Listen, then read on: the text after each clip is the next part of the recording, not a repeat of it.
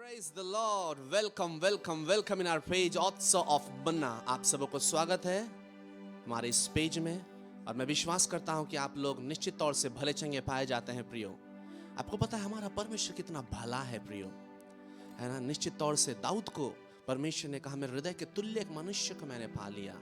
Late परमेश्वर आपके बारे भी ऐसा बोलने पाए, ओ आपको देखकर मैंने अपने हृदय के तुल्य एक मनुष्य को पा लिया। प्रिय वचन में ऐसा लिखा हुआ है, अगर हम पढ़ेंगे इफिसियों 3 का 17 पद को पढ़ेंगे प्रिय, वहां लिखा गया है और विश्वास के द्वारा मसीह तुम्हारे हृदय में बसे कि तुम प्रेम में जड़ पकड़कर और नेव डालकर सब पवित्र लोगों के साथ भली भांति समझने की शक्ति पाओ कि उसकी चौड़ाई और लंबाई और ऊंचाई और गहराई कितनी है। आमेन। होने दे कि आपके जीवन में परमेश्वर इस तरह से बस जाए कि आप जहीं कहीं जाएं वहां मसीह का सुगंध और मसीह का उपस्थिति आपके जीवन में से निकलने पाए। आइए प्रिय वचन सुनने से पहले हम उस परमेश्वर की महिमा और प्रशंसा करें।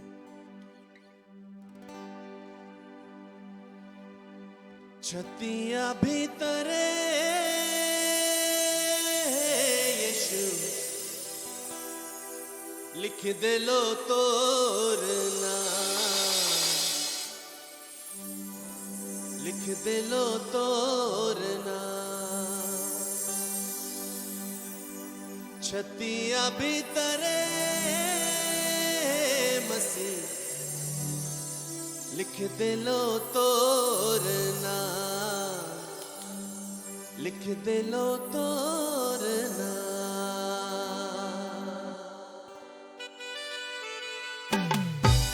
ओह यस प्रभु, आप सबके हृदय में बस जाए प्रभु।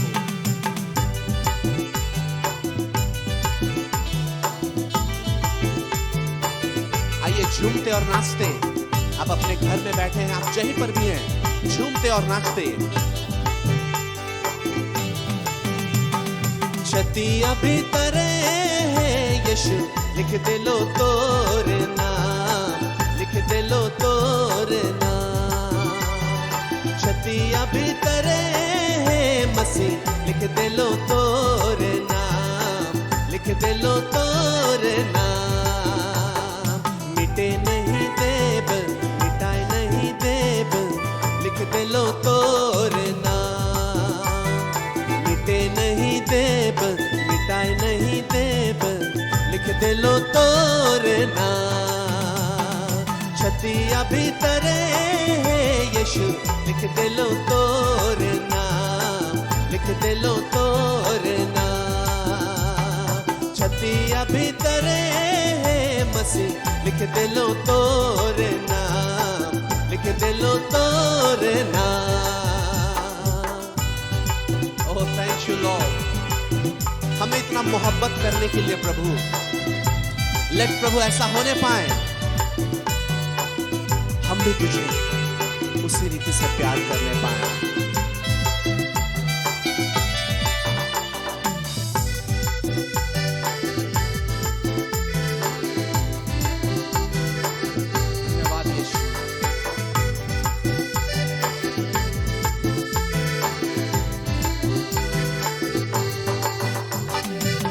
मंदिर में यीशु तो के बसा लो, दिल के धड़कन में तो के बसा लो। मन मंदिर में यीशु तो के सजा लो, दिल के धड़कन में तो के बसा लो। छतिया भीतरे यीशु लिख दे लो तोरना, लिख दे लो तोरना। छतिया भीतरे मसीह लिख दे लो तोरना, लिख दे लो तोरना। मिटे नहीं देव, मिटाए नहीं देव, लिख दे लो तोरना। मिटे नहीं देव, मिटाए नहीं देव, लिख दे लो तोरना। छतिया भीतरे लिख दे लो तोरना, लिख दे लो तोरना। छतिया भीतरे मसीह लिख दे लो तोरना, लिख दे लो तोरना।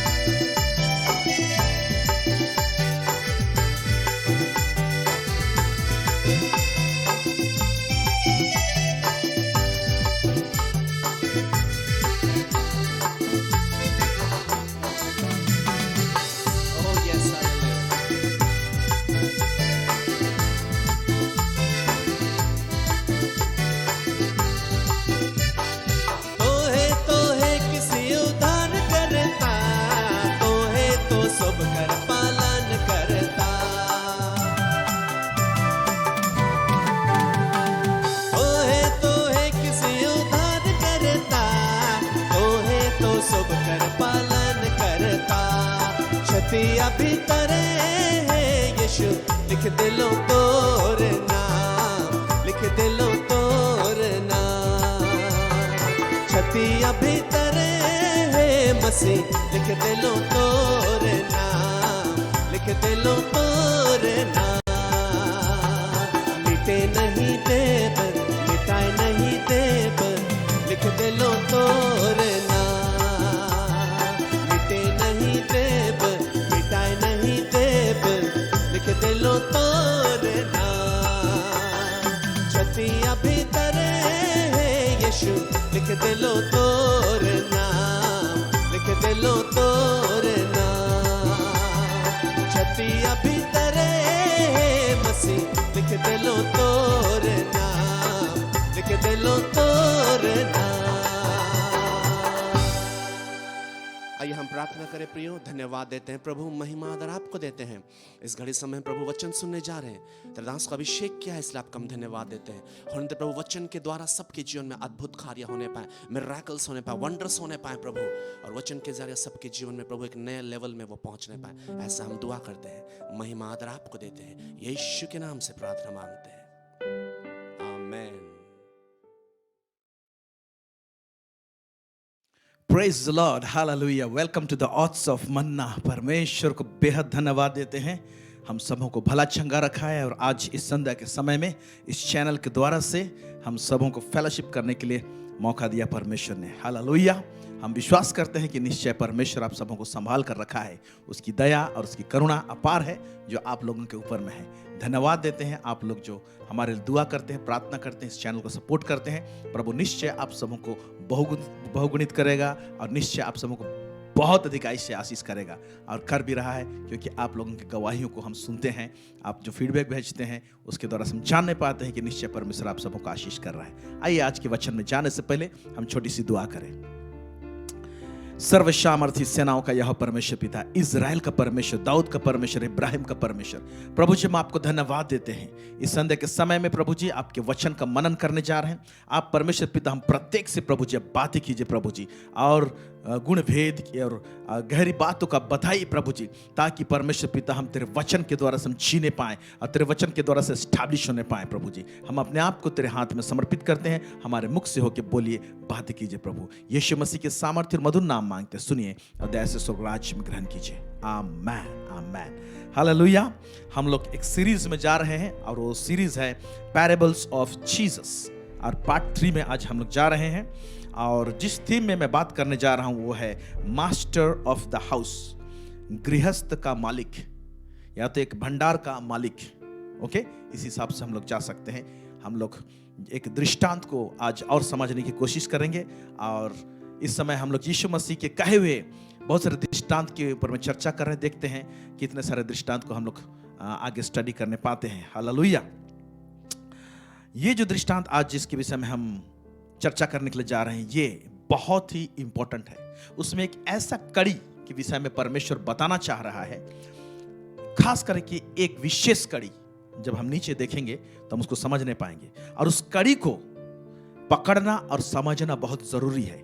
इस दृष्टांत के द्वारा से जो प्रभु इंस्ट्रक्शन देता है, और इसमें हम बोल सकते हैं कि परमेश्वर आज्ञा के स्वरूप में भी दिया है कुछ बातों को, और परमेश्वर के राज, स्वर्ग के राज को समझने के लिए एक डायरेक्शन दिया है कि क्या करने से हम परमेश्वर के राज को बेहतर हम समझने पाएंगे।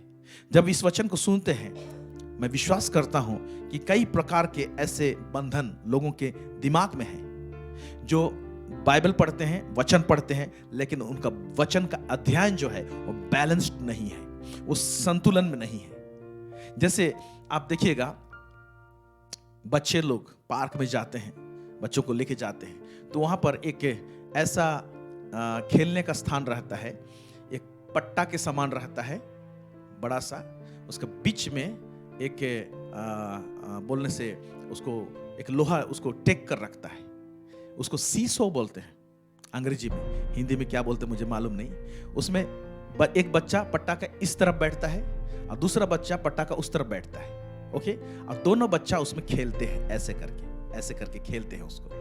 अगर एक ही बच्चा है और एक साइड में बैठा है और उस खेलने की कोशिश करेगा, उसको मजा नहीं आएगा, उसको आनंद नहीं आएगा। लेकिन उसको दूसरे साइड में अगर दूसरा और एक बच्चा बैठा है तो दोनों अप एंड डाउन, दोनों खेलेंगे, मजा करेंगे, एक बैलेंस्ड वे में वो खेल जाएगा। उसी तरह से परमेश्वर के वचन का अध्ययन करने के लिए भी एक बैलेंस चाहिए, ताकि हम परमेश्वर के राज को बेहतर रूप से हम समझने पाए।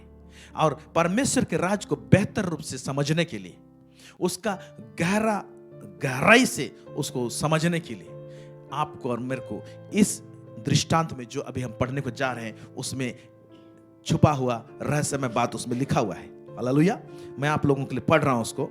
मत्ती रचित सुसमाचार उसका 13 अध्याय उसका 51 से लेकर 52, वहां पर यूं लिखा हुआ है, क्या तुमने ये सब बातें समझी?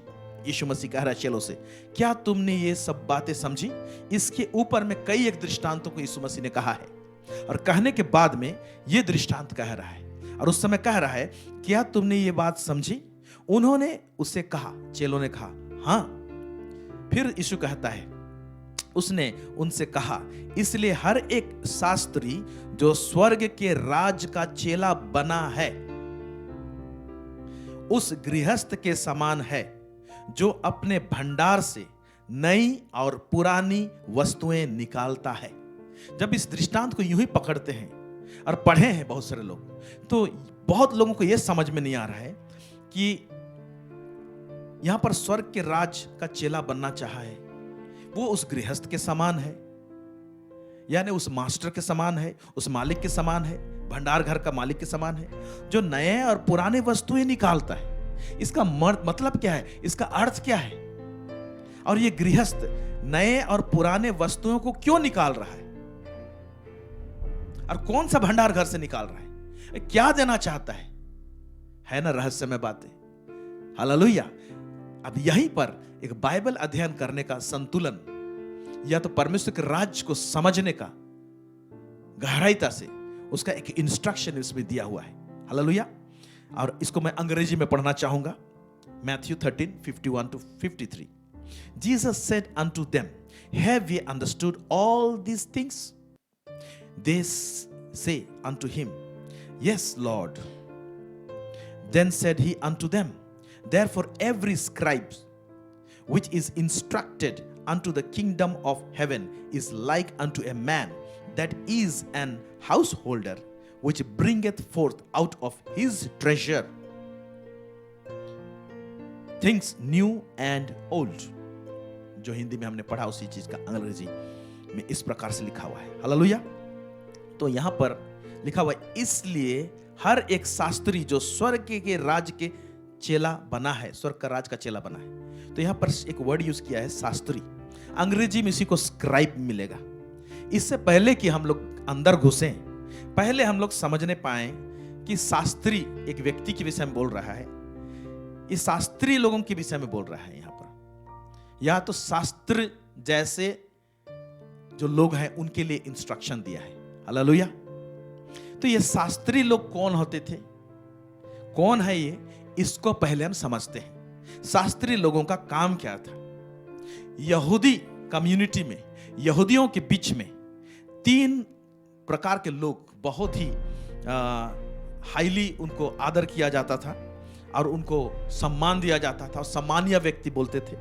एक होते थे शास्त्री, और दूसरे ग्रुप होते थे फारिसी, और एक ग्रुप होता था, या तो एक व्यक्ति होता था जो होता था हाई प्रीस्ट, महायाजक, और याजक का कम्युनिटी।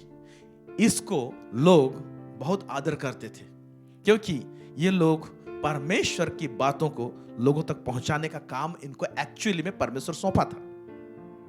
इसीलिए इनको ऊंचा ओहदा समाज में मिला था, यहूदियों समाज में, जिस समाज से यीशु मसीह आता है।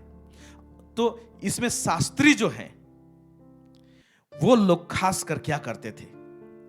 स्क्राइब्स, ये लोग का काम था, ये लोग फारिसी लोगों से भी ज्यादा ये लोगों को बाइबल का ज्ञान था, पुराना नियम के ज्ञान था, वचन का ज्ञान था, विशेष करके व्यवस्था का ज्ञान था। इनका जो मेन काम होता था, जैसे हम लोग एक पेपर का जेरोक्स निकालते हैं, जेरोक्स मशीन है बोलकर, लेकिन उन दिनों में मूसा का जो व्यवस्था, जो 5 पहला पुस्तक जो हम लोग पाते हैं बाइबल के, उसको या तो और भविष्यवक्ताओं के पुस्तक को, या तो और भजन संहिता का पुस्तक को, खासकर 5 पुस्तक जो व्यवस्था का पुस्तक होता था, उनको लोग कॉपी करते थे, हैंड रिटन कॉपी, चमड़े के पात्र में वो लोग लिखते थे, वर्ड टू वर्ड लिखते थे। हालेलुया। इसलिए उनको वर्ड का ज्ञान बहुत अच्छा से होता था। फारिसी लोग पढ़ते थे, उसका ज्ञान रखते थे, लेकिन ये लोग कॉपी नहीं करते थे। लेकिन शास्त्रीय लोग जो होते थे, अंग्रेजी में स्क्राइब लिखा हुआ है, ये लोग क्या करते थे कि कॉपी करते थे। एक कॉपी करेंगे, फिर दूसरा कॉपी बनाएंगे, तीसरा कॉपी बनाएंगे। एक हिब्रू टीचर बता रहा था कि ये लोग बहुत सावधानी से लिखते थे। वो लोग एक पेज का दूसरा पेज में जब कॉपी बनाते थे, मान लीजिए कि एक वर्ड या एक अल्फाबेट भी रॉन्ग हो जाता था तो उसको मिटाते नहीं थे लोग, पूरा पात्र को ही उठा देते थे, हटा देते थे, फिर फ्रेश शुरू से फिर से लिखना पड़ता था। इसीलिए ये लोग बहुत स्ट्रिक्ट, क्योंकि परमेश्वर का व्यवस्था है, उसका वचन है। इसीलिए यहां पर मिटाने का काम और काट कूट करने का काम नहीं। वो लोग भय सहित, आदर सहित इस प्रकार से वो लोग उसको मिटाते नहीं थे, उसको काटते नहीं थे। वो अगर भूल हुआ उस पेज को या तो पात्र को हटाएंगे, फ्रेश पात्र में वो पर्टिकुलर उस पेज को लिखेंगे। वो लोग इस तरह से करते थे। इसीलिए वो लोग बहुत बारीक से लिखते थे, वर्ड टू वर्ड उनको ज्ञान था। हालेलुया। और ये लोग उस वर्ड को कैसे प्रोनाउंस करना है, उच्चारण कैसे करना है, हालेलुया, ये उच्चारण किस तरह से करना है, इसको भी ये लोग बाखूबी जानते थे। उसके बाद में उस व्यवस्था में क्या मीनिंग है उसको वो लोग निकाल के सामने रखते थे। हालेलुया। उसको इंटरप्रेट करते थे। ये स्क्राइब्स लोगों का, शास्त्री लोगों का ये काम था। हालेलुया। इज़रा के पुस्तक को 7 उसका 6 पद में पढ़ रहा हूं।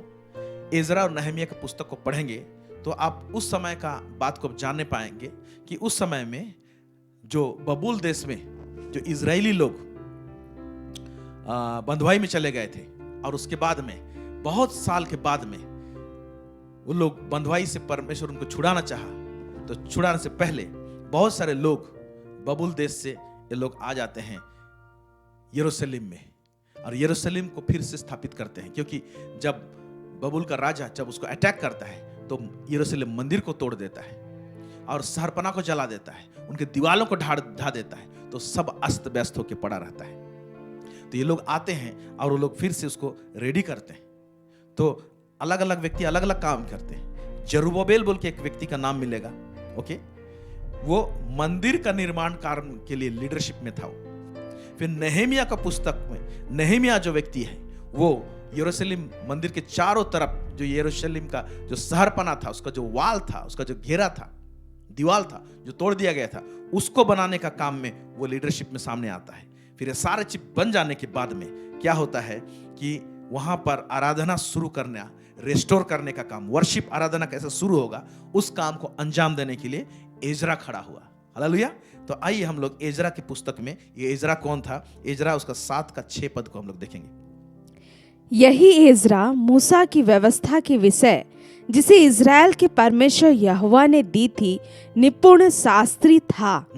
उसके परमेश्वर यहोवा की कृपा दृष्टि जो उस पर रही, इसके कारण राजा ने उसका मुंह मांगा वर दे दिया। हाँ, अभी इज़रा राजा से कुछ मांगा था और राजा ने उसको दिया था। तो इज़रा के विषय में क्या यहाँ पर बता रहा है, यही इज़रा मूसा की व्यवस्था के विषय जिसे इज़राइल के परमेश्वर यहोवा ने दी थी, निपुण शास्त्री था। ओके, है ना, शास्त्र ज्ञान रखने वाला, ये शास्त्री था, स्क्राइब था। हालेलुया, आमेन, आमेन। इस शास्त्री के विषय में हम लोग देख रहे हैं। ओके, तो शास्त्री लोगों का काम ये था। और यही इज़रा के विषय में हम लोग नहमिया का पुस्तक उसका 8 का 2 पद में भी हम लोग देखेंगे क्या लिखता है। तब इज़रा याजक 7वें महीने के पहले दिन को क्या स्त्री क्या पुरुष जितने सुनकर समझ सकते थे, उन सबों के सामने व्यवस्था को ले आया। हाँ, अब सब मंदिर बन गया। उसके बाद में हम लोग देखते हैं उसका दीवार बन गया है, यरूशलेम का शहरपना तैयार हो गया है। अब वहां पर आराधना शुरू करना है। तो आराधना शुरू करने से पहले परमेश्वर की व्यवस्था में से सुना रहा है। कौन? इज़रा सुना रहा है। और जितने लोग समझ सकते थे सबको लेकर आया और उनको सुनाने लगा। हम लोग 8 अध्याय का 5 पद को देखेंगे। तब एजरा ने जो सब लोगों से ऊंचे पर था सबों के देखते उस पुस्तक को खोल दिया, और जब उसने उसको खोला तब सब लोग उठ खड़े हुए। हाँ, आदर के साथ में, क्योंकि व्यवस्था का पुस्तक पढ़ा जाने वाला है। अभी शास्त्र ज्ञान रखने वाला इज़रा अब क्या कर रहा है, उसको अनुवाद करेगा, उसको बताएगा, उसमें से शिक्षा देगा, इंटरप्रेट करेगा। सब लोग खड़े हो गए।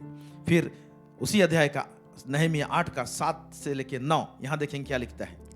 यीशु, बानी, सेरेबिया, यामीन, अकूब, सबतय, होदिया, मासया, कलिता, अजरिया, योजाबाद, हानान और पलाया नामक लेवीय लोगों को व्यवस्था समझाते गए। हाँ, ये लोग लेवी लोग थे, जो लोग क्या करते हैं, सेवा टहल करना है। ओके, परमेश्वर के भवन में सेवा टहल करना है। तो लेवी लोग हैं, इसको क्या कर रहे हैं, शास्त्री कौन, इज़रा, इनको समझा रहा है कि सेवा टहल तुमको ऐसे करना है, शास्त्र में ऐसे लिखा हुआ है। इंटरप्रेट कर रहा है, अनुवाद कर रहा है, ताकि परमेश्वर का सेवा टहल में भूल चूक ना हो। इसलिए शास्त्र का ज्ञान रखना बहुत जरूरी है कि परमेश्वर को जिस प्रकार से भाता है, परमेश्वर को जिस प्रकार से सही लगता है, अच्छा लगता है, उस प्रकार से आराधना होना चाहिए। इसीलिए उनको सिखा रहा है, बता रहा है। फिर और लोग अपने अपने स्थान पर खड़े रहे। हाँ, और सब लोग खड़े खड़े परमेश्वर के वचन को सुन रहे हैं। हम लोग तो आजकल बैठ कर सुनते हैं, वो लोग खड़े रहे। फिर उन्होंने परमेश्वर की व्यवस्था की पुस्तक से पढ़कर अर्थ समझा दिया। हाँ, और लोगों ने पाठ को समझ लिया। लोगों ने पाठ को समझ लिया। फिर तब नहमिया जो अधिपति था और एजरा जो याजक और शास्त्री था और जो लेवीय लोगों को समझा रहे थे, उन्होंने सब लोगों से कहा, आज का दिन तुम्हारे परमेश्वर यहोवा के लिए पवित्र है। इसलिए विलाप ना करो और ना रो, क्योंकि सब लोग व्यवस्था के वचन सुनकर रोते रहे। सब लोग व्यवस्था के वचन सुनकर रोते रहे। शायद ये इज़रा ऐसा शास्त्र ज्ञान रखता था, जब अनुवाद कर रहा है, इंटरप्रेट कर रहा है, तो बहुत गहराईता से बता रहा है। हालेलुया। परमेश्वर के प्रेम के विषय में बता रहा होगा, उसके अनुग्रह के विषय में बता रहा है। हो सकता है कि इजरायलियों को कैसे छुड़ाया और कैसे बंदियों से बंधुआई से निकाला, कैसे वहां पर स्थापित हुआ, बहुत सारी चीज वो उपदेश दे रहा है शास्त्र में से। वो लोग रोने लगे। हालेलुया। इतना पावरफुल मैसेज जा रहा है, इंटरप्रेट कर रहा है, उसको शास्त्र का ज्ञान है। आमीन। आज हमारे पास में भी पवित्र शास्त्र बाइबल है। क्या हम लोग परमेश्वर के वचन को सुनते समय रोते हैं? क्या परमेश्वर का प्रेम को समझते समझते हम लोग गदगद होते हैं? हमारे आंखों से आंसू बहती है? जब परमेश्वर का आत्मा समझाएगा, जब उसको स्टडी करेंगे, संतुलित रूप से स्टडी करेंगे परमेश्वर के वचन को, तो हमारा दिल भी छिद जाएगा और गदगद हो जाएगा। Hallelujah, praise the Lord. लेकिन ये उन दिनों के बात है, कब? जब इज़रा नहमिया का बात टाइम में शास्त्री लोग किस प्रकार से परमेश्वर के वचन को सुनाते थे। लेकिन धीरे धीरे धीरे धीरे जो शास्त्र का ज्ञान रखने वाले शास्त्री लोग जो थे, जो कॉपी करते थे, बाइबल को लिखते थे, उनमें बहुत सारा चीज, सोच विचार सब बदल गए। फारिसी लोग जो थे, वो लोग का सोच विचार सब बदल गया। और यीशु मसीह के टाइम तक फारिसी शास्त्री लोगों का सोच विचार बहुत एरिया में करप्ट हो गया था और उनका मन अंधेरा हो चुका था। वो लोग शास्त्र का ठीक से उसका अनुवाद, उसका गहराई में झांकने का उनके पास ताकत नहीं रहा। और यही शास्त्री लोग यीशु मसीह के टाइम में यीशु मसीह को अपोज किए, यीशु मसीह का विरोध किए, यही शास्त्री लोग। और ये लोग बहुत सारे मनुष्य के बनाए हुए सिद्धांतों को, मनुष्य के बनाए हुए रीति विधि को वो लोग वचन बोलकर, व्यवस्था बोलकर समझाते थे वो लोग। और यीशु मसीह के साथ में ये शास्त्री और फारिसी लोग, ये लोग एक ही कैटेगरी के लोग हैं।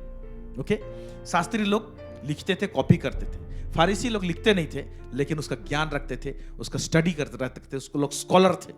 हालेलुया। लेकिन शास्त्री लोग वर्ड टू वर्ड बहुत अच्छा ज्ञान रहता था, क्योंकि वो लोग कॉपी करते थे। वो लोग स्पेलिंग मिस्टेक नहीं करना है लोगों को, तो वो लोग और गहराई रूप से जानते थे। लेकिन यही शास्त्री लोग परमेश्वर का पुत्र यीशु मसीह, जिस यीशु मसीह के विषय में उसी शास्त्र में, जिस हाथ में वो लोग बाइबल पकड़ते थे, पुराना नियम, उसी में यीशु के विषय में लिखा हुआ था, लेकिन यीशु मसीह का विरोध करने लगे, क्योंकि उनका मन अंधा हो चुका था, या तो अंधेरा था। मरकुस उसका 7 उसका 13 पद पढ़ेंगे, क्या लिखता है? मरकुस 7 उसका 13। इस प्रकार तुम अपनी परंपराओं से, जिन्हें तुमने ठहराया है, परमेश्वर का वचन टाल देते हो और ऐसे ऐसे बहुत से काम करते हो। यीशु मसीह शास्त्रियों को, फरीसियों को बोल रहा है, इस प्रकार तुम अपनी परंपराओं से जिन्हें तुमने ठहराया है परमेश्वर का वचन टाल देते हो और ऐसे ऐसे बहुत सारे काम करते हो। मत्ती 5:20 पढ़ रहा हूं आपके लिए। क्योंकि मैं तुमसे कहता हूं कि यदि तुम्हारी धार्मिकता, लोगों से कह रहा है, तुम्हारी धार्मिकता शास्त्रियों और फरीसियों की धार्मिकता से बढ़कर ना हो तो तुम स्वर्ग के राज्य में कभी प्रवेश करने ना पाओगे। देखिए, फरीसी शास्त्री लोग, वचन का ज्ञान तो उनके पास में था और उन लोग बहुत सारे चीज को कट्टरवादी रूप से मानते थे, लेकिन यीशु मसीह क्या कह रहा है कि वो लोग के पास में रेवलेशन नहीं था। तुम परमेश्वर के राज्य में बिना रेवलेशन से आप धार्मिकता में नहीं बढ़ सकते हो, बिना प्रकाशन से। इसीलिए उनका धार्मिकता से बढ़कर तुम्हारा धार्मिकता नहीं होगा। कहां पर फर्क पड़ेगा? धर्म की चाल चलने के लिए, सही सोचने के लिए, जहां पर रेवलेशन का घटी कमी होगा, जहां पर प्रकाशन की घटी कमी होगी, जो कि उस समय के फारिसी शास्त्री लोगों के अंदर में था। तुम परमेश्वर के राज्य में प्रवेश, स्वर्ग के राज्य में प्रवेश करने नहीं पाओगे, बोल रहा है। हालेलुया, आमेन, आमेन। सो यीशु मसीह शास्त्र का अच्छा ज्ञान रखता था, इसीलिए रब्बी बोलते थे उसको, गुरु बोलते थे। हालेलुया।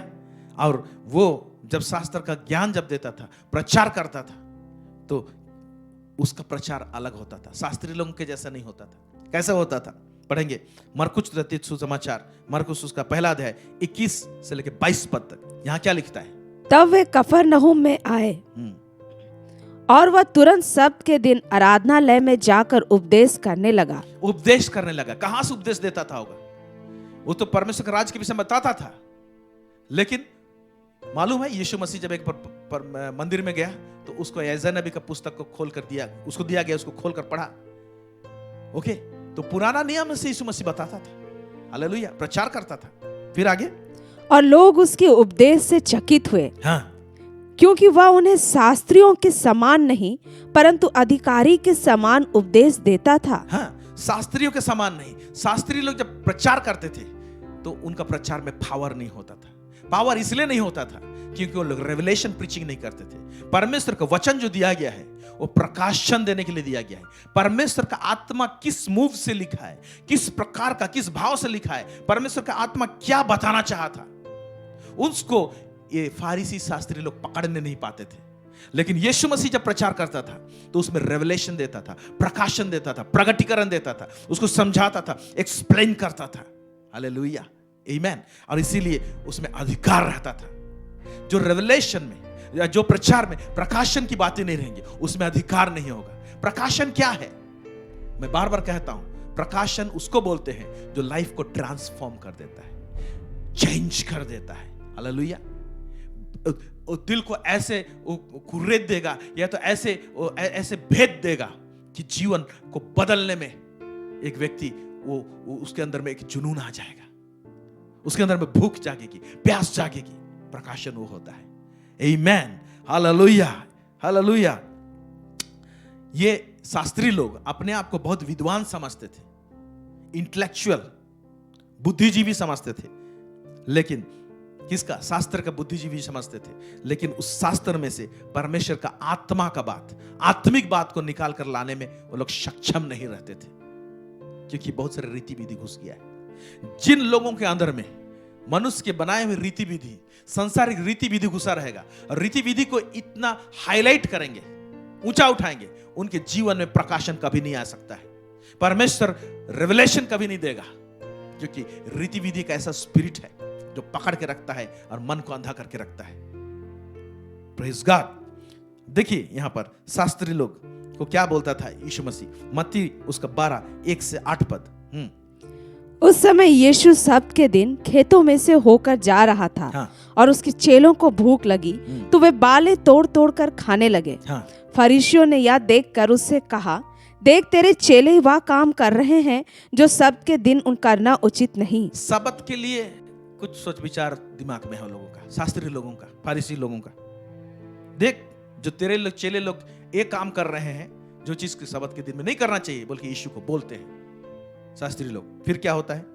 उसने उससे कहा, क्या तुमने नहीं पढ़ा कि दाऊद ने जब वह और उसके साथी भूखे हुए तो क्या किया। हाँ, क्या तुमने नहीं पढ़ा? अरे ये लोग कॉपी करते थे, ये लोग को नहीं मालूम था, ये लोग वर्ड टू वर्ड मालूम था लोगों को। क्या तुमने नहीं पढ़ा? एक्चुअली पढ़े हैं, पढ़ा लेकिन समझा नहीं है, उसमें रेवलेशन नहीं पाया। ओके, तो क्या बोल रहे हैं? क्या तुमने नहीं पढ़ा? जब दाऊद भूखा था क्या हुआ? पढ़ेंगे फिर से वहां से। क्या तुमने नहीं पढ़ा कि दाऊद ने जब वह और उसके साथी भूखे हुए तो क्या किया। वह कैसे परमेश्वर के घर में गया और भेंट की रोटियां खाई, जिन्हें खाना ना तो उसे और न उसके साथियों को पर केवल याजकों को उचित था। या क्या तुमने व्यवस्था में नहीं पढ़ा कि याजक शब्द के दिन मंदिर में शब्द के दिन की विधि को तोड़ने पर भी निर्दोष ठहरते हैं। क्या ये सब चीज तुमने नहीं पढ़ा है? फिर उसके बाद में, पर मैं तुमसे कहता हूँ कि यहाँ वह है जो मंदिर से भी बड़ा है। हाँ, मैं यहाँ पर वो व्यक्ति है, मैं जो खड़ा हूँ वो मंदिर से भी बड़ा है बोल रहा है। फिर आगे, यदि तुम इसका अर्थ जानते। एक मिनट, यदि तुम इसका अर्थ जानते। ये लोग वर्ड टू वर्ड तो नॉलेज था, लेकिन अर्थ इस समय के यीशु मसीह के टाइम के शास्त्री लोगों का बात बता रहा हूं। इससे पहले जो शास्त्री लोग थे, जैसे एजरा था, वो शास्त्र ज्ञान अलग रखता, तो रेवलेशन प्रीचिंग किया उसने। इसे लोगों के हृदय छिद गए और आराधना वहां पर स्थापित हुआ इजरा के टाइम में। लेकिन यीशु मसीह के टाइम तक ये शास्त्र ज्ञान रखने वाले शास्त्री लोग कॉपी करना जानते थे, वर्ड टू वर्ड जानते थे, प्रोनाउंस करना आता था, लेकिन रेवलेशन नहीं था। यदि तुम इसका अर्थ जानते, लोग नहीं जानते थे इसका अर्थ जानते। फिर क्या लिखता है? मैं दया से प्रसन्न होता हूँ, बलिदान से नहीं, तो तुम निर्दोष को दोषी ना ठहराते। मनुष्य का पुत्र तो शब्द के दिन का भी प्रभु है। मनुष्य के पुत्र तो शब्द के दिन का भी प्रभु है। हालेलुया। जिस बाइबल को होल्ड कर रहे हैं उसमें एक एक वर्ड जो है वो जीसस स्वयं है। जीसस सामने खड़ा है, लेकिन पहचानने नहीं पा रहे हैं, क्योंकि प्रकाशन नहीं, उनके मन अंधेरा हो गया है, प्रकाशन नहीं उनके पास में। ओके, फिर उसके बाद में मैं शास्त्री लोग कौन क्या है बता रहा हूं, इसको बताना जरूरी है मुझे। ओके, ये लोग शास्त्र के ज्ञान रखते थे, है ना। फिर यही शास्त्री लोग जब परमेश्वर के राज्य में वो लोग चेले बन जाते हैं, स्वर्ग के राज्य में, है ना, तो वो लोग भंडार से पुराना और नया वो लोग निकालेंगे, या तो निकालते हैं। बोला है क्या पुराना और नया निकालते हैं, उसको बाद में देखेंगे। ये शास्त्री लोगों का स्टेटस क्या था यीशु के टाइम में, वो बता रहा हूं। मत्ती रचित सुसमाचार उसका 19 उसका 3 से लेकर 8 पद, यहां पर देखिए, यहां पर क्या लिखता है। तब फरीसी उसकी परीक्षा करने के लिए पास आकर कहने लगे, क्या हर एक कारण से अपनी पत्नी को त्यागना उचित है। या डिवोर्स का बात पॉइंट निकाल दी फरीसी शास्त्री लोग। ओके, और बोल रहे हैं क्या हर एक बात के लिए क्या पत्नी को त्यागना उचित है। फिर उसने उत्तर दिया, क्या तुमने नहीं पढ़ा। फिर बोल रहा है क्या तुमने नहीं पढ़ा। ऊपर में भी देखिए, क्या तुमने नहीं पढ़ा। पढ़ा है कि नहीं? पढ़ा है तो समझा नहीं है तुम, यही बोल रहा है यीशु मसीह। इसके मतलब तुम सिर्फ पढ़ा है, तुम समझा नहीं है। फिर समझा रहा है यीशु मसीह कि जिसने उन्हें बनाया उसने आरंभ से नर और नारी बनाकर कहा, इस कारण मनुष्य अपने माता पिता से अलग होकर अपनी पत्नी के साथ रहेगा और वे दोनों एक तन होंगे। अतः वे अब दो नहीं परंतु एक तन है। इसलिए जिसे परमेश्वर ने जोड़ा है उसे मनुष्य अलग ना करे। उन्होंने उससे कहा, फिर मूसा ने यह क्यों ठहराया कि त्याग पत्र देकर उसे छोड़ दे। उसने उनसे कहा, मूसा ने तुम्हारे मन की कठोरता के कारण तुम्हें अपनी अपनी पत्नी को छोड़ देने की आज्ञा दी, परंतु आरंभ से ऐसा नहीं था। आरंभ से ऐसा नहीं था। मूसा ने तुम्हारे मन की कठोरता के कारण से त्याग पत्र देने के लिए कहा है। तो तुम लोग इसका अर्थ नहीं समझते। तो फारीसी शास्त्री लोग, जो लोग वचन तो जानते थे लेकिन उनके पास में प्रकाशन नहीं था, वो लोग समझते नहीं थे, उसका अर्थ नहीं जानते थे। और ये लोग यीशु मसीह को, यही व्यक्ति लोग यीशु मसीह को उन्होंने ताड़ना दिया, या तो यीशु मसीह का खिलाफत किए। यीशु मसीह को क्रूस में चढ़ाने वाले लोग यही लोग थे। लूका 22 उसका 1 और 2 पद पढ़ेंगे, देखिए। अख़मीरी रोटी का पर्व जो फसह कहलाता है निकट था, और प्रधान याजक और शास्त्री इस बात की खोज में थे। प्रधान याजक और शास्त्री लोग इस बात की खोज में थे। किस बात की खोज में थे? कि उसको कैसे मार डालें, पर वे लोगों से डरते थे। हाँ, कैसे मार डालें, ये लोग चिंता में थे, फिक्र में थे, ये लोग डिस्कशन करते थे। हाँ, मत्ती उसका 26 उसका 57 पढ़ेंगे, क्या लिखता है?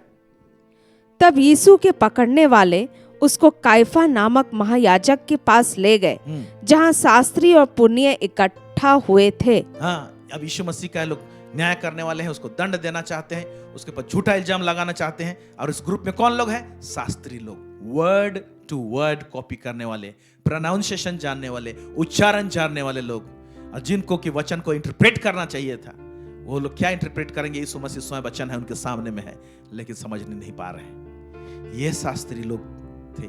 और देखिए, इन्हीं शास्त्री लोगों को यीशु मसीह ने क्या किया है? उनको डांटा भी है। किस बात के लिए डांटा है शास्त्री लोगों को? किस बात के लिए? ये पॉइंट को नोट कीजिएगा। पढ़ेंगे लुक्का उसका 11 उसके 52 से 54 पढ़ेंगे।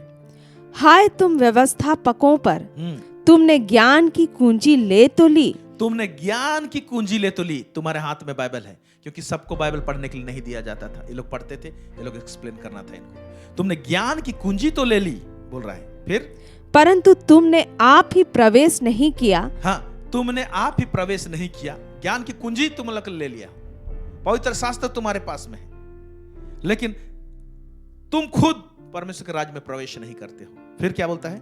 और प्रवेश करने वालों को भी रोक दिया। और प्रवेश करने वालों को भी रोक दिया। यीशु मसीह डांटता है।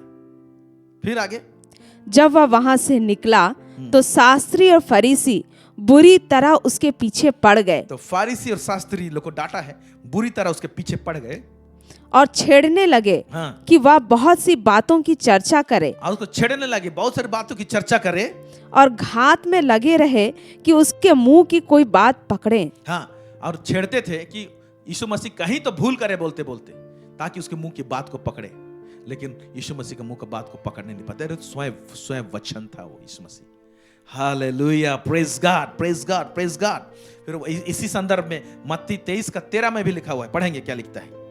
हे कपटी शास्त्रियों और फरीसियों, तुम पर हाय, तुम मनुष्यों के लिए स्वर्ग के राज्य का द्वार बंद करते हो, ना तो स्वयं ही उसमें प्रवेश करते हो और ना उसमें प्रवेश करने वालों को प्रवेश करने देते हो। हे कपटी शास्त्रियों और फरीसियों, तुम पर हाय, तुम मनुष्य के लिए स्वर्ग के राज का द्वार बंद करते हो। देखो, जो लोग के पास में शास्त्र का ज्ञान है, ये लोग स्वर्ग के राज का द्वार बंद करते हैं। कैसे द्वार बंद करते हैं?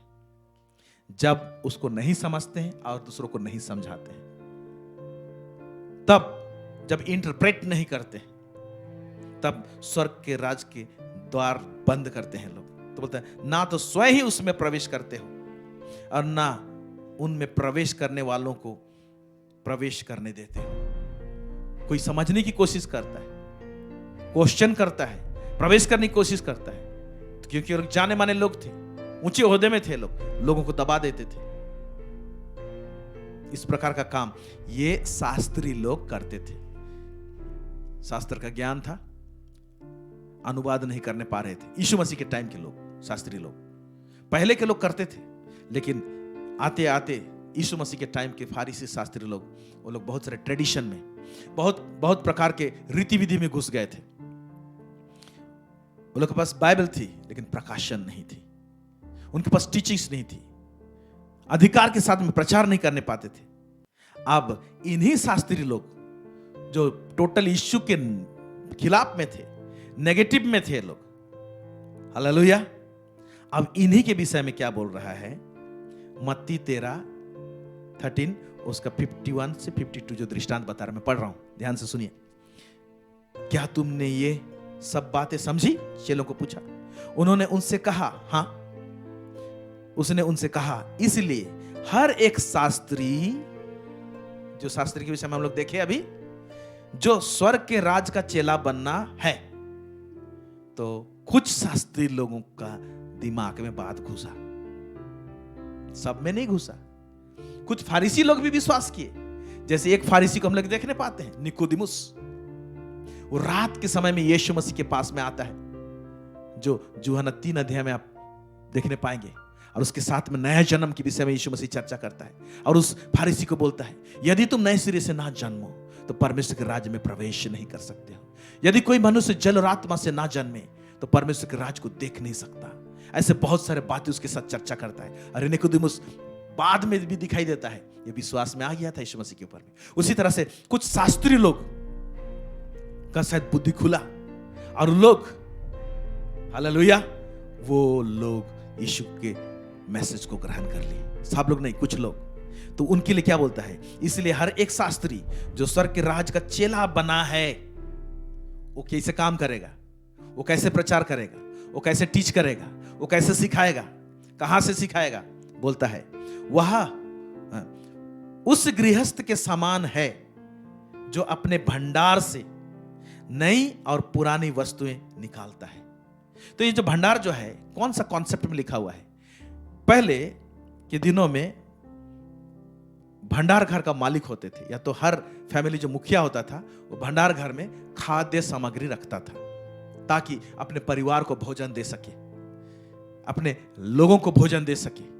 तो वहां पर पुराना स्टॉक भी रहता था और नया स्टॉक भी रहता था, नया फसल का स्टॉक और पुराना फसल का स्टॉक। और वो ठीक टाइम में बैलेंस करते हुए कि पुराना स्टॉक खराब ना हो जाए, पुराना स्टॉक खराब ना हो जाए, पुराना भोजन वो खाने के लायक है, नया स्टॉक और पुराना स्टॉक में से निकालता था, नया फसल में से भी निकालता था, पुराना फसल में से भी निकालता था, और संतुलित आहार अपने लोगों को देता था। तो यहां क्या कह रहा है, ये ऐसे शास्त्री लोग जो स्वर्ग के राज का चेला बना है, वो लोग क्या करेंगे, क्योंकि वो लोग को शास्त्र का ज्ञान है। कौन सा? पुराना स्टॉक का। Praise the Lord. तो वो कह रहा है वो पुराना स्टॉक में से, यानी पुराना नियम में से भी निकाल कर खजाना को लेके आएगा, भंडार में से नई और पुरानी। तो भंडार घर में से क्या, पुराना नियम में से भी लाएगा, और यीशु मसीह जो नई शिक्षा दी है, नया नियम में से, नया वाचा में जो है हम लोग को मिला है, वहां से भी लेकर आएगा। हालेलुया। तब जाके आहार संतुलित होगा। यीशु मसीह का बोलने का मतलब यह है, केवल शास्त्री लोगों को नहीं, इसमें तरह से मैं ऐड करना चाहता हूं, हर एक जो वचन का अध्ययन करता है, या तो हर एक जो परमेश्वर के राज्य के विषय में भेद की बातों को समझना चाहता है, क्योंकि बोल रहा है ना, वो शास्त्री स्वर्ग के राज्य का चेला बना है। तो स्वर्ग के राज्य का चेला बना है तो स्वर्ग के राज्य के विषय में बताएगा, लेकिन कहां से बताएगा? वो पुराना नियम से भी प्रकाशन लेकर आएगा स्वर्ग के राज्य के विषय में, और नए नियम में से भी वो प्रकाशन लेकर आएगा। हालेलुया। दोनों, ओल्ड टेस्टामेंट और न्यू टेस्टामेंट, आमीन, वहां से लेकर आएगा। कहने का तात्पर्य यह है कि अगर परमेश्वर के राज्य, तो स्वर्ग राज्य का इन डेप्थ टीचिंग्स पाना चाहते हैं, आप गहराई से समझना चाहते हैं, तो पुराना स्टॉक से भी और नया स्टॉक दोनों से निकालना पड़ेगा आपको। ये है एक्चुअली संदर्भ।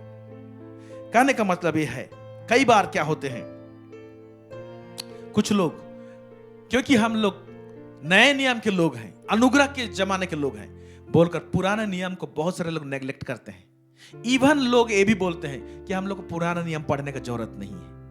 लेकिन यीशु मसीह क्या इंस्ट्रक्शन दे रहा है, जो परमेश्वर के राज के विषय में प्रचार करेगा, स्वर्ग के राज के विषय में प्रचार करेगा, वो शास्त्री पुराना स्टॉक से भी निकालेगा और नया स्टॉक से भी निकालेगा। तो हम लोग कैसे पुराना नियम को नेग्लेक्ट कर सकते हैं, हम कैसे पुराना नियम को साइड कर सकते हैं? आपको नहीं मालूम कि पुराना नियम में इतना गहरा गहरा बात सब लिखा हुआ है, बहुत गंभीर और गहरा आत्मिक प्रिंसिपल सब, आत्मिक नियम सब वहां पर है। इवन नया नियम में भी है। आमीन, हालेलुया। तो मेरे प्यारे भाई और बहनों, अगर आप स्वर्ग के राज्य के विषय में संतुलित आहार आप चाहते हैं, तो आपको पुराना नियम से भी स्टडी करना पड़ेगा और बोलना पड़ेगा पवित्र आत्मा से कि आप मुझे पुराना नियम से भी बताइए और मुझे नया नियम से बताइए। उसका लिंक कैसा है? यहां नया नियम का जो रेफरेंस का लिंक कहां पर है? पुराना नियम का लिंक कहां पर है? नया नियम में कहां पर जुड़ा हुआ है? वहां से बताइए। Praise God. तब जाकर आप गहरा रूप में बहुत अंदर छलांग मारकर आप कॉन्सेंट्रेटेड टीचिंग्स पाएंगे, एक गाढ़ा शिक्षा पाएंगे। ऊपरी ऊपरी नहीं, एक गाढ़ा शिक्षा पाएंगे। और गाढ़ा शिक्षा जो होता है परमेश्वर के राज्य के विषय में, वो हमारे जीवन को प्रकाशित करता है और हमारे जीवन को असरदार बनाता है। हालेलुया। तो ये दृष्टांत जो है ये इंस्ट्रक्ट करता है हम लोगों को, गाइड कर रहा है कि आप संतुलित आहार खाइए, पुराना स्टॉक से और नया स्टॉक से। आमीन, हालेलुया। बहुत सारे लोग ये वचन का रेफरेंस उठाकर पुराना नियम को माइनस करना चाहते हैं। ओके, मैं आपको इसको समझाने की कोशिश कर रहा हूं। इब्रानी का पुस्तक 8 अध्याय उसका 6 से 7 पद, यहां पर क्या लिखता है? पर उन याजकों से बढ़कर सेवा यीशु को मिली, क्योंकि वह और भी उत्तम वाचा का मध्यस्थ ठहरा, जो और उत्तम प्रतिज्ञाओं के सहारे बांधी गई है। क्योंकि यदि वह पहली वाचा निर्दोष होती तो दूसरी के लिए अवसर ना ढूंढा जाता। हाँ, तो पहला वाचा जो मिला हुआ था पुराना नियम में, वो तो हमारे लिए नहीं है, हमको तो नई वाचा मिला है, नया नियम में है। तो पुराना वाचा जहां पर है जिसके विषय में, उसको हम क्यों पढ़े पुराना नियम को? अरे पुराना वाचा एक मैटर है, क्या उतना ही है पुराना नियम में? क्या आदम जब पाप नहीं किया था वो पहला दूसरा तीसरा अध्याय तक, तो पहला और दूसरा अध्याय में आप जाके झांकिए कि पवित्र आत्मा आपको कितना गहरा चीज, क्योंकि उस समय पाप एंटर नहीं किया था। जब पाप एंटर नहीं किया था तो उस जगह का जो सेटअप है कितना गंभीर और गहरा बात सबको बताएगा। हालेलुया। ऐसाया नबी का पुस्तक में परमेश्वर का ठोस ठोस गहरा गहरा वहां पर प्रतिज्ञाएं सब है। कैसे नहीं पढ़े उसको आप? इवन लैब व्यवस्था में कितना गहरा गहरा बात सब है। वहां पर पर्व सब है, वो पर्व सब यीशु मसीह का दूसरा आगमन के साथ और दूसरा आगमन के बाद जो बातें होंगी वो सब जुड़ा हुआ चीज सब लैब व्यवस्था में मिलेगा आपको। कैसे छोड़ देंगे? आमीन। इसीलिए संतुलित आहार खाना जरूरी है। परमेश्वर के राज के विषय में गाढ़ा शिक्षा, इन डेप्थ आपको शिक्षा चाहिए तो आपको ओल्ड टेस्टामेंट और न्यू टेस्टामेंट दोनों को ही आपको संतुलित रूप में पढ़ना पड़ेगा, दोनों ही को। इस वचन के अनुसार बहुत सारे लोग पुराना नियम को मायने नहीं देते, कोई जरूरत नहीं बोलते। नो, ये दृष्टांत इंस्ट्रक्ट कर रहा है, यीशु इंस्ट्रक्शन दिया है, पुराना स्टॉक से भी निकालो, नया स्टॉक से भी निकालो। आमीन, हालेलुया, प्रेज गॉड। पौलुस प्रेरित जो इब्रानी में ये वचन लिखा, यही पौलुस प्रेरित, आप उसका 13 पत्री को पढ़िएगा, पुराना नियम से कितना सारा स्टॉक को निकाला है। क्योंकि ये पौलुस मालूम कौन था? ये एक फारिसी था। वो उसका जो टीचर था वो गमलीएल था, एक टॉप क्लास यीशु मसीह के जमाने में शास्त्र का ज्ञान रखने वाला जो स्कॉलर था, उससे वो शिक्षा प्राप्त किया था। इसीलिए पौलुस स्वयं भी बोलता है, मैं यहूदी को यहूदी और मैं फारिसियों का फारिसी हूं, इब्री का इब्री हूं, बोलता है। हालेलुया। और ये जब ये शास्त्री जो है, कौन? पौलुस या तो फारिसी जो है, ओके, ये पुराना स्टॉक से कितना सारा चीज आपको 13 पत्री में लिख के दिया है। कुलुसी में, रोमियो के पुस्तक में, इफिसी में, कोरिन्थी में, आप देखिए जाके कि पुराना नियम से कितना सारा बात को लेके उसको एक्सप्लेन किया है। तब जाके पौलुस प्रेरित का पत्री कंप्लीट होता है। इसीलिए हर एक वो शास्त्री जो स्वर्ग के राज का चेला बना है, वो लोग कहां से, उस भंडार से क्या निकालता है? पुराना और नया। तो यीशु मसीह का शिक्षा से भी पौलुस देता है, निकालता है। हालेलुया। और पवित्र आत्मा उसको नया चीज जो बताता है, रिवील करता है, उसको बताता है, और पुराना स्टॉक में से लाके एक्सप्लेन किया है। आमीन। आइए हम देखेंगे कि ये पौलुस कुछ पॉइंट्स सबको लाके बता रहा हूं कि कैसे पुराना स्टॉक में से ला के कैसे बताया है नया स्टॉक के साथ मिलाकर। गलातियों के पुस्तक उसका 3:6 से लेकर 9 पद, जो धार्मिकता के विषय में, जो कि हम लोग का फाउंडेशनल चीज है। एक व्यक्ति जो विश्वास में आया है, उद्धार में आया है, यीशु मसीह को उद्धारकर्ता के रूप में ग्रहण किया है, उसका पास में धार्मिकता का ज्ञान सही रूप से होना चाहिए। उस धार्मिकता का बेस, उसका लिंक को कहां जोड़ रहा है पौलुस? अब देखिए गलाती उसका 3 उसका 6 से लेकर 9 पढ़ेंगे। अब्राहम ने तो परमेश्वर पर विश्वास किया और यह उसके लिए धार्मिकता गिनी गई। गलाती का पुस्तक जो है वो नया नियम है हमारे लिए, लेकिन वो एक्सप्लेन कहां से कर रहा है? कौन सा स्टॉक से एक्सप्लेन कर रहा है? इसी नया नियम में पुराना स्टॉक से। कहां? अब्राहम के विषय में बता रहे हैं, देखिए। अतः यह जान लो कि जो विश्वास करने वाले हैं वे ही अब्राहम की संतान हैं। हाँ। और पवित्र शास्त्र ने पहले ही से यह जानकर कि परमेश्वर अन्य जातियों को विश्वास से धर्मी ठहराएगा, Yes. पहले ही से अब्राहम को यह सुसमाचार सुना दिया कि तुझ में सब जातियां आशीष पाएंगी। तुझ में सब जातियां आशीष पाएंगे, हम भी। फिर इसलिए जो विश्वास करने वाले हैं वे विश्वासी अब्राहम के साथ आशीष पाते हैं। जो विश्वास करने वाले हैं वो विश्वासी अब्राहम के साथ आशीष पाते हैं। तो अब्राहम के विषय में स्टडी करने के लिए पुराना स्टॉक में जाना पड़ेगा। पुराना उस भंडार का पुराना चीज को, ट्रेजर को हमको देखना पड़ेगा, खंगालना पड़ेगा। और वो पुराना वाला ये रेफरेंस कहाँ मिलता है अब्राहम के विषय में? उत्पत्ति 15 का 6 पढ़ रहा हूं आपके लिए। उसने यहोवा पर विश्वास किया और यहोवा ने इस बात को उसके लेखे में धर्मी गिना। ये स्टॉक से उत्पत्ति 15:6 में से पौलुस उठाता है और गलती की पुस्तक में वो लिखता है नया नियम में।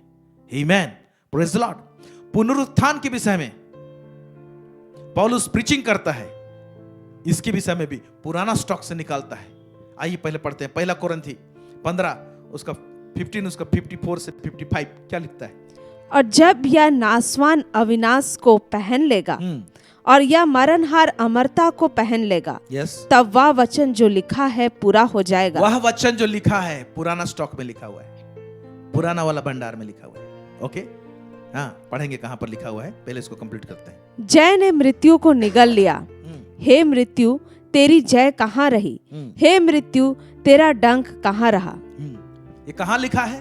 पुराना नियम में। देखिए कहां पर लिखा हुआ है, यशायाह नबी का पुस्तक उसका 25 उसका 8 पद में लिखा हुआ है ये। वह मृत्यु का सदा के लिए नाश करेगा और प्रभु यहोवा सबों के मुख पर से आंसू पोंछ डालेगा और अपनी प्रजा के नाम धराई सारी पृथ्वी पर से दूर करेगा, क्योंकि यहोवा ने ऐसा ही कहा है। हालेलुया। ये नया नियम में कुरिन्थी में चिट्ठी लिख रहा है, न्यू स्टॉक बना रहा है, एक नया भंडार बना रहा है। कहां से उठा रहा है? पुराना भंडार से निकाल रहा है। यही चीज होशे उसका 13 का 14 में भी लिखा है, पढ़ेंगे। मैं उसको अधोलोक के वश से छुड़ा लूंगा और मृत्यु से उसको छुटकारा दूंगा। हे मृत्यु तेरी मारने की शक्ति कहाँ रही? हे मृत्यु तेरी मारने की शक्ति कहाँ रही? हे अधोलोक तेरी नष्ट करने की शक्ति कहाँ रही? मैं फिर कभी नहीं पछताऊंगा। Hallelujah, praise God. आप देख रहे हैं धार्मिकता के विषय में पुराना स्टॉक से निकालता है, नया स्टॉक बना रहा है। फिर उसके बाद में पुनरुत्थान के विषय में बता रहा है। अब देखिए अन्य भाषा के विषय में भी पुराना स्टॉक में है, माने आत्मिक दान वरदान के विषय में भी है, जो कुरिन्थी पहला कुरिन्थी 14 का 21 में लिखा हुआ है। अन्य भाषा के विषय में देखिए, व्यवस्था में लिखा है कि प्रभु कहता है। हाँ, व्यवस्था में लिखा है। पुराना स्टॉक से निकाल रहा है, नया स्टॉक बना रहा है, नया भंडार बना रहा है। कुरिन्थी का पुस्तक जो है नया भंडार बन रहा है, नया नियम का। क्या लिखा है? व्यवस्था में लिखा है, हाँ, मैं अपरिचित भाषा बोलने वालों के द्वारा और पराये मुख के द्वारा इन लोगों से बातें करूंगा, तो भी वे मेरी ना सुनेंगे। व्यवस्था में कहां पर लिखा हुआ है? यशायाह नबी की पुस्तक उसका 28 11 से 12 पद में लिखा हुआ है, उसी को उठाता है। आइए देखते हैं वहां पर क्या लिखा हुआ है। वह तो इन लोगों से परदेसी होंठों और विदेशी भाषा वालों के द्वारा बातें करेगा, हाँ। जिनसे उसने कहा विश्राम इसी से मिलेगा, इसी के द्वारा थके हुए को विश्राम दो, परंतु उन्होंने सुनना ना चाहा। अब देखिए यहाँ पर बहुत गहरा बात एक तो बताया है, मैं आपको थोड़ा सा इसको एक्सप्लेन भी करना चाहूंगा। बहुत सारे लोग अन्य भाषा को ना नेग्लेक्ट करते हैं। कुछ लोग तो अन्य भाषा को शैतान की ओर से बोलते हैं, पता नहीं किस प्रकार से समझे। बहुत सारे रॉन्ग इंटरप्रिटेशन दिया जाए अन्य भाषा के विषय में। लेकिन पहला कुरिन्थी 14 अध्याय में अन्य भाषा के विषय में क्लियर कट बताया गया है, स्वर्गीय भाषा के विषय में बताया गया है मेरे प्यारे भाई बहनों। और इसी स्वर्गीय विषय भाषा के विषय में यशायाह नबी की पुस्तक में हम लोग देखें, उसमें एक चीज बोला हुआ है। देखिए यहाँ पर क्या लिखता है, जब इस पुराना स्टॉक में हमको कनेक्ट करता है तो और एक रिवलेशन देता है। हालेलुया, क्या देता है? देखिए, वह तो इन लोगों से परदेसी ओंठों से और विदेशी भाषा वालों के द्वारा बातें करेगा, जिसने उनसे कहा। क्या कहा? क्या होगा उससे? अन्य भाषा जो है वो क्या देगा? बोलता है विश्राम इसी से मिलेगा, इसी के द्वारा थके हुए को विश्राम दो। इसमें एक रेवलेशन है। अगर आप अन्य भाषा में बातें करते हैं, बहुत सारे लोग अन्य भाषा स्वर्गीय भाषा को इस्तेमाल नहीं करते हैं, क्योंकि इसके विषय में बहुत सारे कंफ्यूजन डाल दिया गया है। आप तो समझते नहीं, क्यों बोलोगे? ये सब कुछ कुछ खाली बड़बड़ाहट है। लेकिन जो लोग इसको सही मायने में समझे हैं और सही तरीके से इस्तेमाल करते हैं तो वो लोग ये आशीष को प्राप्त करते हैं। विश्राम इसी से मिलेगा। कई बार ऐसे होता है, मैं क्या प्रार्थना करूं, क्या बोलूं, हमको समझ में नहीं आता है, लेकिन हम थके हुए रहते हैं, हमारा आत्मा मन थका हुआ रहता है। आप पवित्र आत्मा से कहते हैं, पवित्र आत्मा मेरी मदद कीजिए प्रार्थना करने के लिए। और जब हम अन्य भाषा में हम प्रार्थना करते हैं, काफी समय उसमें हम लोग गुजार लेते हैं अन्य भाषा में प्रार्थना करने के बाद, तो क्या होता है, हमारा हृदय हल्का हो जाता है। हम अंदर से उस सामर्थ को महसूस करने पाते हैं, कॉन्फिडेंट हो जाते हैं, एक बड़ी शांति घिरती है। मैं महसूस किया उसे, मेरा साथ ऐसे होता है। कई बार मुझे समझ में नहीं आता कि मैं क्या प्रार्थना करूं, क्या बोलूं, बोलने लायक कुछ है नहीं, थकान से महसूस हो रहा है। जब हम अन्य भाषा में प्रार्थना करते तो ये आशीष मिलता है। विश्राम इसी से मिलेगा और इसी के द्वारा थके हुए को विश्राम दो। क्या यीशु मसीह गहरा नहीं बोला उस समय में? यीशु मसीह पूरा गहरा रूप में बोला था, हे थके हुए लोगों, बोझ से दबे हुए लोगों, मेरे पास आओ, मैं तुम्हें विश्राम दूंगा। यीशु मसीह के पास आते हैं, उस पर विश्वास करते हैं, विश्राम मिलता है। एक लेवल का विश्राम मिलता है हमको।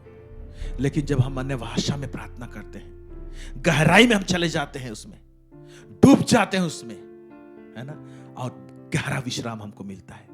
Praise God. इसके साथ में बहुत सारे और आशीष जुड़ी हुई हैं, उसको मैं भी नहीं बता रहा हूं क्योंकि मेरा विषय कुछ और है। Hallelujah, praise God.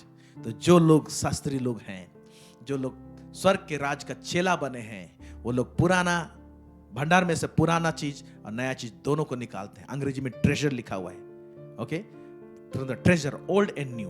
ट्रेजर मतलब खजाना, प्रेज गॉड, हालेलुया।